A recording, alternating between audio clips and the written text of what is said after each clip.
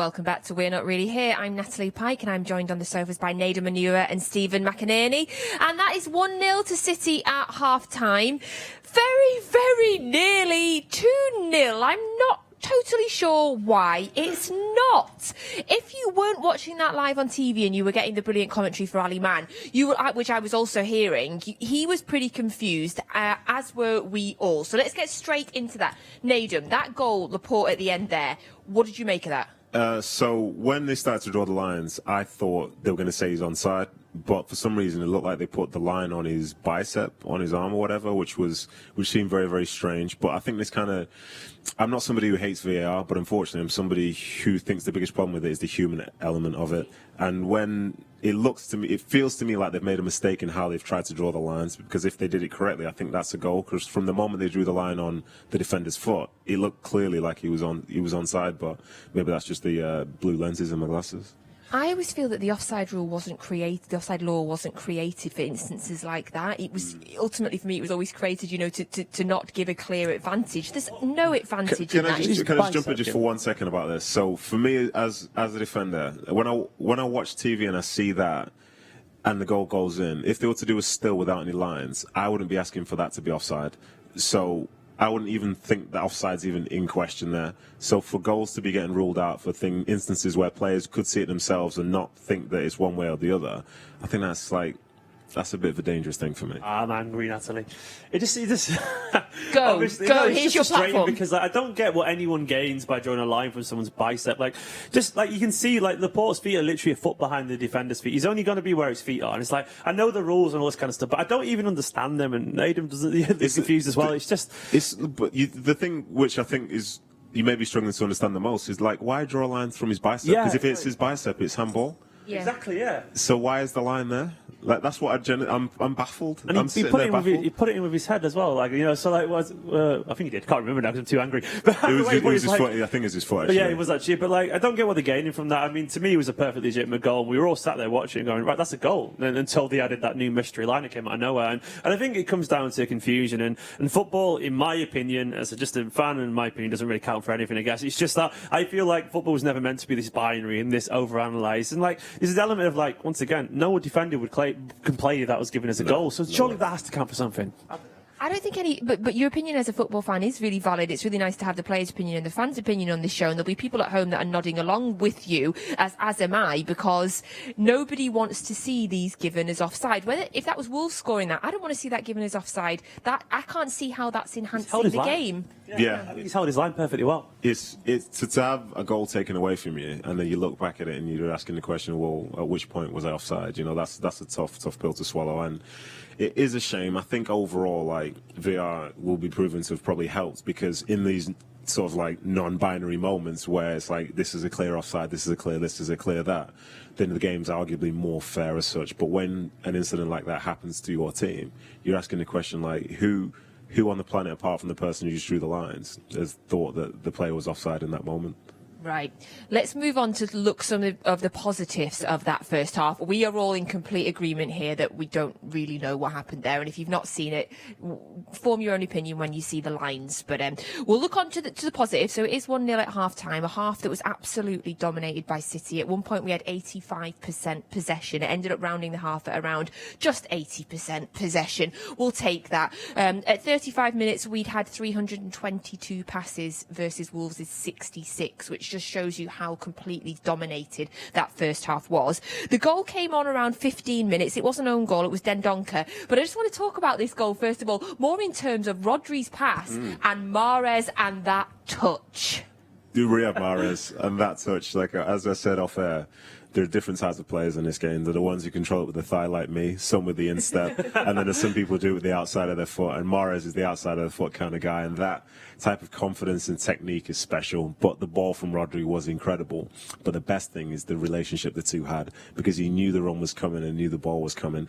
And when you can just click like that, you're always going to be in a position whereby if you're in a higher area and you can have that eye contact and understanding, you can cause teams a lot of trouble. How do you defend that, Nathan? Like, how did genuinely? Because you need to know where it's about to go, and I don't think he was even in the wrong position as a fullback. If you were playing fullback there, you could get to a point where you don't want the player to get behind you, so you'll just drop and drop and drop and drop and drop. It creates problems then as well, doesn't it? Exactly, because then Mahrez is going to get the ball inside and closer to the goal, and again, it's a big problem. It's like you're caught between a rock and a hard place, and maybe. This is the big thing about football. I think individuals can be great within it, but you work better as a collective. And if you want to stop that, you have a midfielder who puts more pressure on Rodri so that the pass isn't as good, or he doesn't see it because he's got somebody in his face. But when you don't have that, you're on an island, and good luck to you. I love it when we talk about players on this show before the game and the players go on to do amazing things. And we spent a while talking about Mahrez before the game.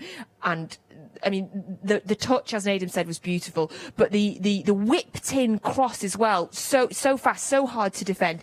It was brilliant, wasn't it? Well, I guess that's the difference at the highest level is the speed everything does. And I remember when you sit down, as a fan, you watch down at the pitch level and you see the speed that they do everything at. Like, you don't have time to react as a defender. And Mahrez was literally just one step ahead of the defender, faster thinking, cut it back perfectly right across the goal, and that whole corridor onto, as the cliche goes. I mean, you can't really defend it. I mean, defender had literally, who was it? Was it Saiss or was it Dendocker? Dendocker had no chance basically. What's he do there? He doesn't touch it and Sterling scores, or he tries to put his foot in and hope for the best. But it's just very good football. And I always kind of believe sometimes you just have to, and we don't do this enough in football, just go, well, that was just a really good goal, genuinely a very good goal. Like, you kind of hope for a mistake sometimes from the team attacking just to kind of get you off the hook, because I don't think Wolves did loads wrong. It was just a high quality pass, incredible touch, a beautiful cross, and what were Wolves meant to do really? It's just brilliant football. In case you haven't seen it yet, it was Rodri who gets the ball, I want to say just past about halfway, and makes the kind of cross-field pass all the way to Mahrez on the far right, who has this, as we described, beautiful touch, who whips it into the box, and it's just so fast that all the defender could do there was put his foot on it and it goes into the back of the net. But Raheem Sterling was right on his shoulder as well. Now, as always, I like to have a little chat about the formation and who's played where, Nadim. So from my kind of unfootball eye, in the first kind of 5-10 minutes watching. Don't be hard on yourself. You're watching enough games. I do love trying to work out who's playing where.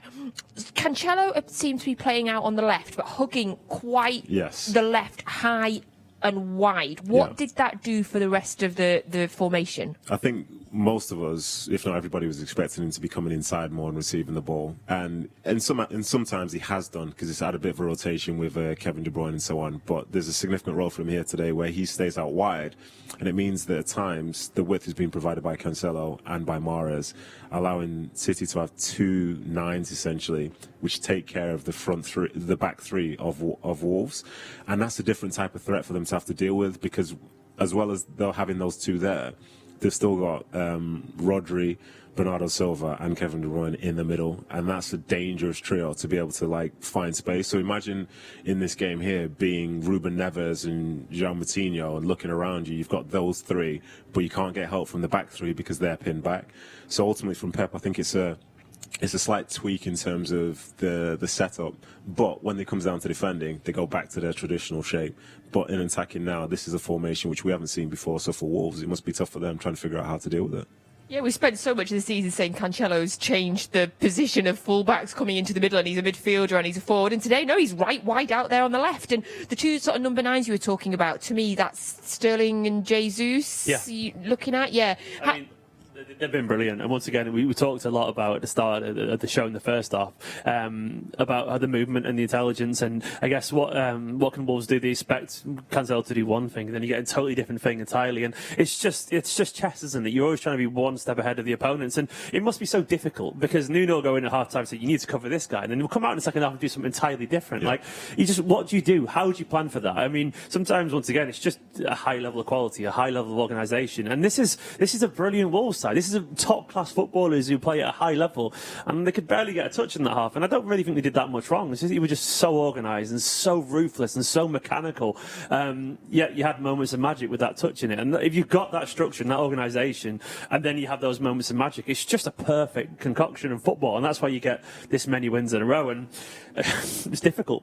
Yeah, and I'll give a shout out as well to Bernardo Silva. I just thought his work rate in that first half was just just absolutely immense. Now, we're going to have a quick look at the social media. You guys have been tweeting us using the hashtag WNRH. We love to hear from you. So some of your tweets from today. Well done, Stephen. Great idea. Tweet us and ask for a birthday shout out. And yes, we will help you. Is there any chance you could wish my other half, Natalina, what a brilliant name, Natalina, a very happy birthday with lots of love from her husband, Stephen, and 2 kids, Samuel and Bella, and a lovely family photo there. So a big happy birthday to you. We've got a tweet in there from Alvin Fraser, who's ready in Ecuador watching City and watching We're Not Really Here. Hello in Ecuador. A brilliant picture there from Alvin as well. Thank you so much, Alvin. Then we've got Kabaz, who says, we are watching from Manchester, and it's a picture, I'm guessing, of his 2 children, and they're little and they're in City outfits, which I love. Excellent parenting, I always think. And then MJ Rennie has said Sergio Aguero and Vincent Kompany are ready for the match. Now, that is his dogs. Yes, those dogs, that's their names, and they're both looking up at the camera. My dog's also called Sergio. Great name for a dog. Well done. And then we've got Merrick, who says, here's my view at home for today, and he's got his flag up, and he's watching us on his TV. Great work. Well done. Excellent work. Well done. And then Tom says, don't worry, Bernardo, I've brewed up for you. Like it. Very nice, Tom. Thank you very much. And then Helen Evans says Margot is ready for the game, and Margot is her cat, who is draped under a City blanket. Well done. I love the animal tweets. Look at all the animals. I love them. We can make a full team of the animals. Excellent work. We of course we always ask you as well to send in your messages. We were asking for what you think of Mahrez today as well. So some of the messages that you've been sending us today. Aaron says, got classes early in the morning and the game starts at 4 a.m. for me, but he's still watching. Good work, Aaron. Mark Eastwood said, on a ferry in the English Channel and hoping to get commentary from somewhere. Well, I hope you're getting it on the City app. Absolute dedication there, Mark Eastwood. Now, we are moving into some guesses now on the Mystery Blue. Now, before I start reading out the guesses, I have to admit, I'm not confident today. I have a couple of ideas. Before we take a look at it again, let's take a look at it now. You can all sort of get a final decision, and we'll get the guys' opinions, and then I'll read out some of your guesses as well. I think it's a tricky one, and we're working out the orange shirt is from Nadam's era of about 2008. Do you know, I've changed. Right, the teams are coming out, so we've got to go quick. Nadam, what's your guess? I'm going to say it's from Ecuador. Oh, yeah. Well, I thought it was the Rise for Sale. What were you going for? Felipe Caicedo, yeah. I can see it now as well. Okay, yeah. I had Robinho in my head, but I've looked at it again now, and I don't think it's Robinho. I think you're right, actually, now. Yeah, I down myself. We've had a few guesses, yeah. A couple of people, Benjani. I don't remember Benjani shaving his hair, though, when he was with us. Anyway, the teams are coming out. This is a discussion I'm sure you wish to hear. We'll be back straight at full time to give you full-time analysis of the game. If you want to have a guess, we'll announce it after full time. Use hashtag WNRH. And thank you for joining us. We'll see you at full time.